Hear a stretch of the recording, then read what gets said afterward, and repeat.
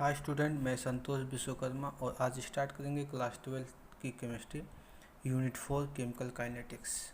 और आज का टॉपिक्स होगा, हमने जितने भी अभी तक आर्डर ऑफ रिएक्शन पढ़े थे उस आर्डर ऑफ रिएक्शन को डीपली पढ़ना। जैसे zero order of reaction, first order of reaction, half order of reaction, second and etcetera. जितने भी आर्डर ऑफ रिएक्शन है उसको हमको यहाँ पे डीपली पढ़ना है।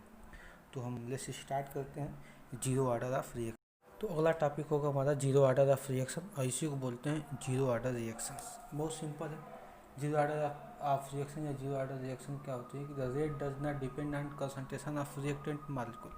अगर रेट रिएक्टेंट मॉलिक्यूल के कंसंट्रेशन पर डिपेंड नहीं करता है तो जीरो आर्डर ऑफ रिएक्शन होगा। इसको हम डिफाइन कर पाएंगे ऐसे, या हम इसको ऐसे भी डिफाइन कर सकते हैं, the rate does not change with concentration of reactant molecule. The rate does not change with concentration of reactant molecule is called zero order of reaction। या हमने इसको लिख दिया, आप ऐसे इसको डिफाइन कर सकते हैं।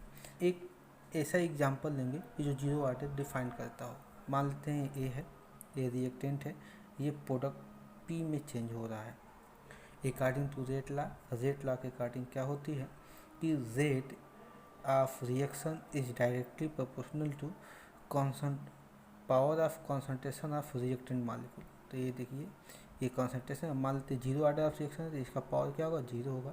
क्योंकि जीरो ऑर्डर ऑफ रिएक्शन होगा तभी हमने ऑर्डर ऑफ रिएक्शन कैलकुलेट करना बताया था यूनिट उसकी। तो एन की वैल्यू क्या होगी, यहाँ पे एन की वैल्यू जीरो होगी। तो R is directly proportional to power of concentration of A, या ये लिख सकते हैं R is directly proportional to zero power of concentration of A molecule. आपका ए भी एक डिफिनीशन हो गया। डिफिनीशन आप लिख सकते हैं, दोबारा बता देता हूँ। The rate of reaction is directly proportional to zero power of concentration of reactant molecule is called zero order of reaction. यानी कि इसी इक्वेशन से आपका एक डिफिनीशन और बन जाता है। अगर हम इस प्रोपोर्शनल को हटाएंगे तो एक कांस्टेंट की वैल्यू आएगी के, कंसंट्रेशन ऑफ क्या जाएगा जीरो, कंसंट्रेशन ऑफ ए पे पावर। अगर हम इसका डेरिवेशन कर लें, यानी कि इंटीग्रेशन डेरिवेशन लिख सकते हैं, या integrated rate law of zero order of reaction ऐसे भी लिख सकते हैं। यानी किसी को इंटीग्रेटेड कर दें, इंटीग्रेटेड के टर्म में लिखें, integrated rate law for zero order of reaction. अगर मैं इसका लिखूँ तो जानते हैं रिएक्टेंट मॉलिक्यूल को लेते हैं, रिएक्टेंट मॉलिक्यूल को माइनस में लिया जाता है, तो मैं रेट लिख सकता हूँ इसको, रेट इक्वल टू, ये भी रेट ही है, रेट है ये भी, तो रेट इक्वल टू लिख सकता हूँ, इसी के रिस्पेक्ट में लिखता हूँ minus D concentration of R by D T, ये हो जाएगा इक्वल टू के। और ये जब जीरो के पावर हो तो इसकी वैल्यू क्या हो जाती है, कोई किसी भी वैल्यू पे अगर जीरो हो तो इसकी वैल्यू हो जाती है 1, ये हो जाएगी। तो ये हो जाएगा हमारा, एक मैं निकालूँ rate equal to minus D concentration of R, और मैं इसको ट्रांसफ़र कर दूँ तो हो जाएगा के डी टी, ये हो जाएगा। इसको ऐसे ट्रांसफ़र कर दूँ तो यहाँ पे अब चाहें तो आप माइनस का साइन इधर डाल सकते हैं, इस साइड में भी भेज सकते हैं, नहीं तो यहीं पे रहने दीजिए तभी भी काम चलेगा, या डाल सकते हैं, लिख सकते हैं D concentration of R by minus के डी टी। यानी कि अगर दोनों साइड में हम इंटीग्रेशन ले लें, यानी इंटीग्रेटिंग बोथ साइड लिख सकते हैं, इंटीग्रेटिंग बोथ साइड, दोनों साइड में हम इंटीग्रेटिंग कर दें, यानी इंटीग्रेटेड ले लें, तो इंटीग्रेटेड का साइन ये होता है, ये हो जाएगा डी कंसंट्रेशन ऑफ आर, ये हो जाएगा माइनस के, ये इंटीग्रेशन डी टी। अब जानते हैं इंटीग्रेशन की वैल्यू जब हटाते हैं तो नेचुरल लॉग की वैल्यू आती है, और जब नेचुरल लॉग की वैल्यू हटाएंगे तो एक कांस्टेंट की, यानी इंटीग्रेशन कांस्टेंट की वैल्यू आती है। यानी कि हमको डायरेक्ट चेंज करना है तो लिख सकते हैं concentration of R equal to, concentration of R equal to minus के, ये इंटीग्रेशन हट जाएगा, डिफ्रेंशिएशन भी हट जाएगा, ये भी हट जाएगा, ये भी हट जाएगा, ये के टी। और जब इसको हटाएंगे तो एक कांस्टेंट की वैल्यू आएगी जिसका नाम है आई, या सी भी लिख सकते हैं आप, इसको कोई भी कांस्टेंट आप इंडिकेट कर सकते हैं। हमने आई किया है, आप सी भी कर सकते हैं। Where I equal to integration constant, integration constant. आप चाहें तो यहाँ पे सी भी लिख सकते हैं इंटीग्रेशन कांस्टेंट पे। ये आप चाहें तो यहाँ पे जीरो लगा सकते हैं। यहाँ पे क्यों? क्योंकि ये हमने जीरो ऑर्डर ऑफ रिएक्शन के रिस्पेक्ट में लिखा, नहीं लगाएंगे तभी काम चलेगा, क्योंकि ऊपर जीरो ऑर्डर ऑफ रिएक्शन लिखा हुआ है। यानी कि अगर हम क्या करें, अगर हम टाइम इसका जीरो कर लें, जीरो ऑर्डर ऑफ रिएक्शन होगा तो टाइम भी क्या होगा, जीरो ही होगा। तो at time equal to zero, अगर टाइम जीरो कर लें तो कंसंट्रेशन ऑफ रिएक्टेंट, यानी कि कंसंट्रेशन ऑफ रिएक्टेंट जो आर होता है, यानी कि भी क्या होगा, जीरो हो जाएगा, यानी कि आर जीरो, क्योंकि टाइम जीरो होगा तो कंसंट्रेशन ऑफ रिएक्टेंट जो आर मान रहे हैं वो भी क्या हो जाएगा, जीरो हो जाएगा। तो इसको हम रिप्रेजेंट कैसे करेंगे, इसको कंसंट्रेशन में ऐसे लगा दीजिए तो यानी कि जीरो हो जाएगा ये। तो इसी को हम बोलते हैं इनिशियल कंसंट्रेशन, क्योंकि जीरो की वैल्यू है तो इसको इनिशियल बोला जाता है, इनिशियल कंसंट्रेशन। तो अब इसकी वैल्यू मैं यहाँ पे लिख सकता हूँ। अब कंसंट्रेशन ऑफ आर को मैं आर जीरो लिख सकता हूँ, यहाँ पे लिख सकता हूँ आर जीरो, यहाँ पे कंसंट्रेशन लगा दें, यहाँ पे माइनस के, और टाइम क्या लिया मैंने, जीरो, तो यहाँ पे इंटू जीरो और प्लस आई, तो यहाँ हो जाएगा, ये हो जाएगा concentration of R with respect to zero, ये हो जाएगा माइनस तो हट जाएगा, जीरो हो जाएगा, यहाँ पे केवल आई बचेगा, यहाँ पे आई बच जाएगा। अगर हम इसको इक्वेशन 1 मानते हैं, और अब आई की value of I put in equation 1, अगर इक्वेशन 1 में वैल्यू ऑफ आई पुट कर दें तो हो जाएगा कंसंट्रेशन ऑफ आर, देखिए यही है आर, और इक्वल टू माइनस के टी और प्लस, अब आई की जगह पे हम लिख सकते हैं ये आर, ये कंसंट्रेशन ऑफ इनिशियल कंसंट्रेशन या concentration of zero order of reactant R, ऐसे लिख सकते हैं, क्योंकि जीरो मतलब जीरो ऑर्डर ऑफ रिएक्शन। तो ये हमारा जीरो ऑर्डर ऑफ रिएक्शन का ये डेरिवेशन हो गया। इससे कभी क्वेश्चंस नहीं आते हैं, इसको आपको ज़्यादा माइंड में नहीं लेना है, क्योंकि यहाँ पे हमको फर्स्ट ऑर्डर ऑफ रिएक्शन और हाफ लाइफ ऑफ रिएक्शन यही दो इम्पोर्टेंट्स हैं। यानी कि इसको बस बाय द वे कभी आ जाता है तो आप इसको ऐसे सॉल्व कर सकते हैं, लेकिन इससे कभी क्वेश्चंस नहीं पूछे गए हैं और ना ही कभी आएंगे। लेकिन आप इसको अगर प्रिपरेशन करते हैं नीट की या इंजीनियरिंग मेडिकल की, तो वहाँ पे ये आ सकते हैं, तो वहाँ पे इसके लिए ये सबसे बेटर होगा वहाँ के लिए। लेकिन अगर यहाँ पे हम एक ग्राफ ऑफ रिएक्शन का अगर ग्राफ प्लाट करना चाहें तो मान लेते हैं ये कंसंट्रेशन है, और ये क्या है, टाइम है, ये टाइम है। अगर हम ग्राफ प्लाट करें तो जानते हैं इन दोनों का ये जो होगा मिड वैल्यू होगा ये जीरो होगा।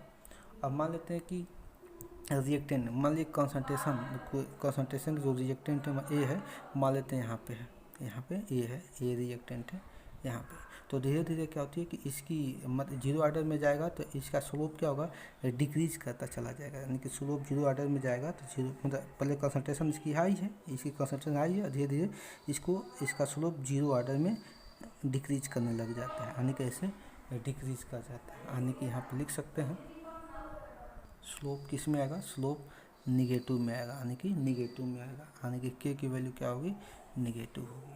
आप चाहें तो लिखिए, नहीं तो कोई ज़रूरत नहीं है ऐसे लिखने की। मतलब यहाँ पे ये रिएक्टेंट की कंसंट्रेशन मान लेते हैं ए है, और ये धीरे धीरे क्या होगी कि हो गई है, कंसंट्रेशन इसकी हाई होगी, और जब जीरो टाइम पे लेके चलेंगे तो इसका ऑर्डर ऑफ रिएक्शन धीरे धीरे जीरो की तरफ बढ़ेगा और इसका स्लोप क्या होगा, डिक्रीज होता चला जाएगा। यानी कि इसका अगर ग्राफ प्लाट करें तो आपका ऐसा ग्राफ प्लाट होगा।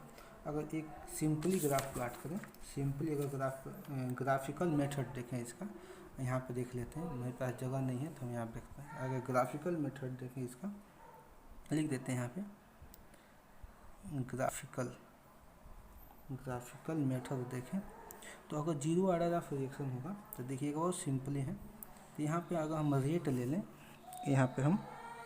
ले लें, और यहाँ पे हम ले लें कंसंट्रेशन, यहाँ पे टाइम की बात नहीं करते हैं, तो जीरो ऑर्डर ऑफ रिएक्शन है, तो ये आपको कैसे भी आप एकदम स्ट्रेट लाइन में सीधे मिलेगा, यानी कि कांस्टेंट की वैल्यू मिलेगी, ये चेंज नहीं होंगी, सीधे चली जाएंगी, यानी कि ये जीरो ऑर्डर के लिए हो जाएंगी ये पूरा।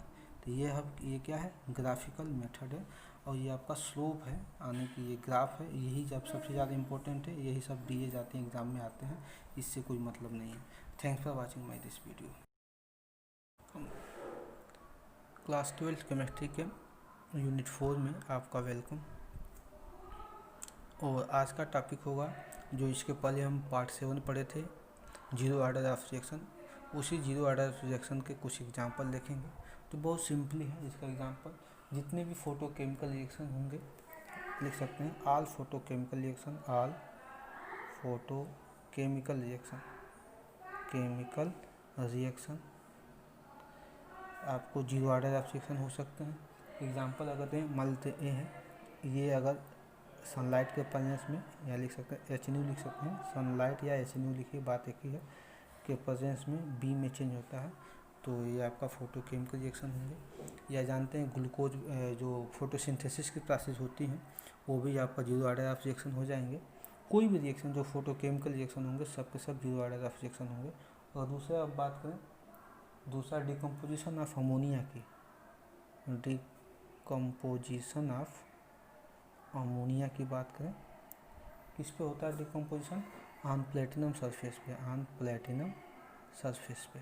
अगर प्लेटिनम सरफेस पे अमोनिया का डिकम्पोजिशन होता है तो ये भी क्या होगा, जीरो ऑर्डर ऑफ रिएक्शन होगा, ये भी आपका जीरो ऑर्डर ऑफ रिएक्शन होगा। यहाँ पे इसको हम बैलेंस कर सकते हैं, 3 है, यहाँ पे हम बैलेंस कर सकते हैं। और नेक्स्ट देखें तो decomposition of hydrogen iodide, decomposition of hydrogen iodide on gold surface, AU मतलब होता है गोल्ड सरफेस।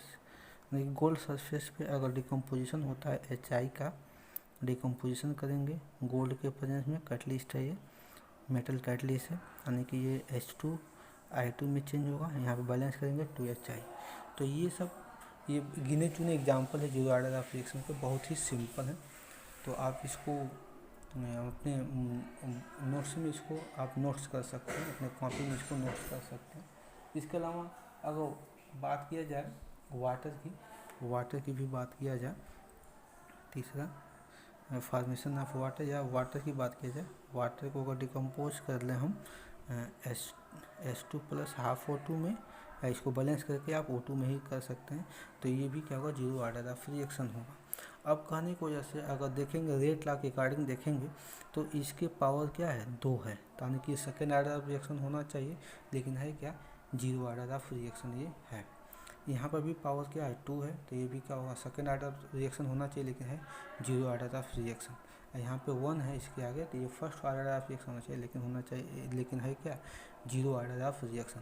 तो गिने चुने एग्जाम्पल्स हैं, तो आप इसको याद कर लेंगे। कोई भी फोटोकेमिकल रिएक्शन जो सनलाइट के प्रेजेंस में या HNU के प्रेजेंस में होता है, तो वो आपका जितने भी एग्जाम्पल होंगे वो सब जीरो ऑर्डर ऑफ रिएक्शन में। डिकम्पोजिशन ऑफ अमोनिया के, जब भी अमोनिया के डिकम्पोजिशन की बात आएगी तो 100% वो जीरो ऑर्डर ऑफ रिएक्शन होगा।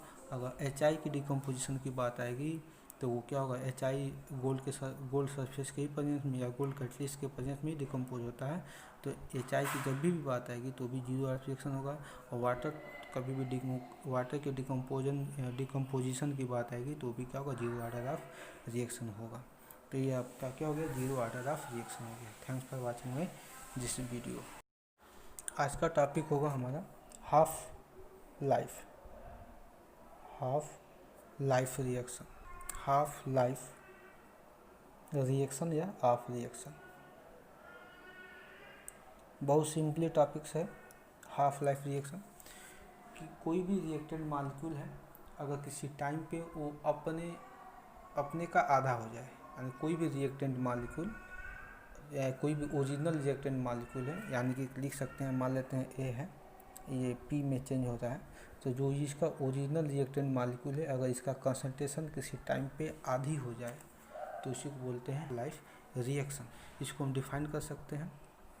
तो कोई भी रिएक्टेंट की कंसंट्रेशन हो किसी भी रिएक्शन का, अगर अपने ओरिजिनल वैल्यू का वो हाफ हो जाए तो उसी को बोलते हैं हाफ ऑर्डर ऑफ रिएक्शन।